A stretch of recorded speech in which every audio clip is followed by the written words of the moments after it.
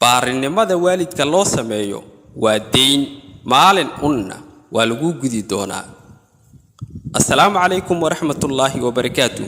saaxiibada ku xiran saad suuban ku soo dhawaada qiso cajiib ah. waxaa jiray wiil agoon ahaa oo aabihii geeriyooday.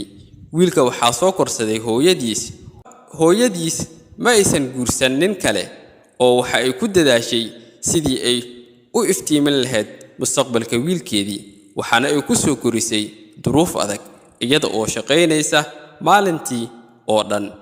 wiilkii sida ayuu wax ku bartay.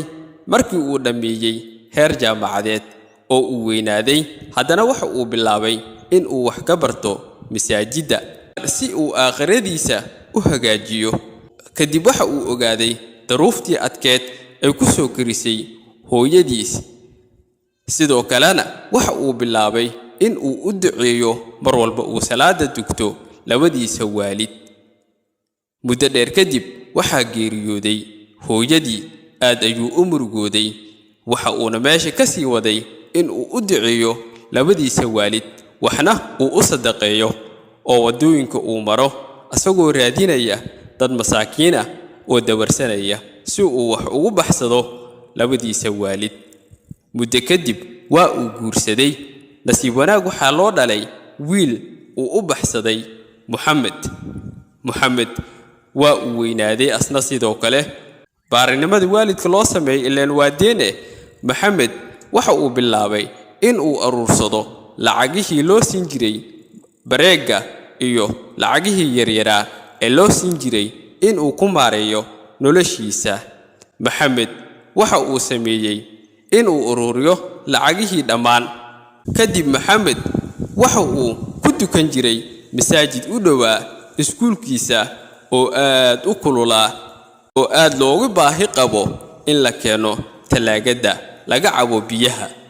jameecada masaajidka maalin walba waxaa istaagi jiray imaamka masjidka isagoo dhahaya masaajidka waxaa aad loogu baahan yahay talaagada biyaha laga cabo, waayo waxaa lagu jiraa xilli kulul, mana awoodno annaga yaa noo iibin kara. jameecada masaajidka waxa ay u badnaayeen dad iska duruufaysan. Maxamed maalin maalmaha ka mid ah waxa uu aaday suuqa si uu u soo qiimeeyo talaagadii. waa uu soo qiimeeyay, waxa uu fiiriyay lacagtii uu ururin jiray, waxaana uu ogaaday in uu iibin karo. suuqa ayuu aaday, waa uu soo iibiyay, waxaana uu keenay talaagadii masjidkii loogu baahnaa. imaamkii masjidka ayaa ku yiri, wiil yar ayaa tahay, xageed ka keentay lacagta aad ku soo iibisay talaajada? wiilkii waxa uu ku yiri, aniga ma aanan soo iibin ee aabahay ayaa ii soo dhiibay oo gartay in masaajidka loogu baahan yahay talaagadan, asaga ayayna sadaqo u tahay ee hal igu duceeyo aabahay. jamaacadii masjidka ayaa loo sheegay in talaagada uu soo iibiyay Maxamed aabihii. aad ayaana loogu duceeyay. maalin maalmaha ka mid ah Maxamed aabihii oo wadadii socda ayaa waxa ay is arkeen imaamkii masjidka.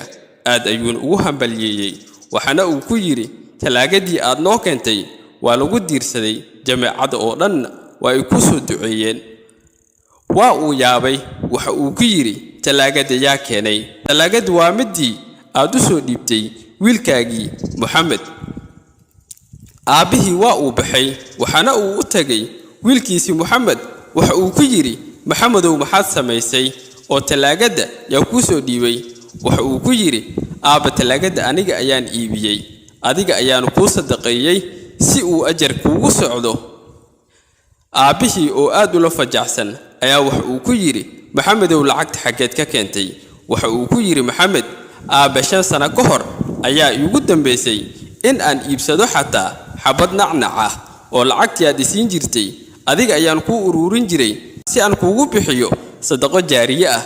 haddana waa aan kuu bixiyay, waxaan ku hami weynahay in aan ku dhiso masjid iyo madaaris wax lagu barto si ay kugu noqdaan sadaqo jaariye ah. aabihii waxa uu soo xasuustay wanaagii iyo samafalkii iyo ducooyinkii uu u sameyn jiray labadiisa waalid, waxaana uu gartay deyntii baarinimada ahayd ee waalidiintiisa uu u sameeyay in loo guday maanta oo Maxamed abaalkaasi u guday. صاحب يال مقالك لاجنو صار سينا شير جري كنا صوبير ساد سوبن أو سبسكرايب نوده مهد سند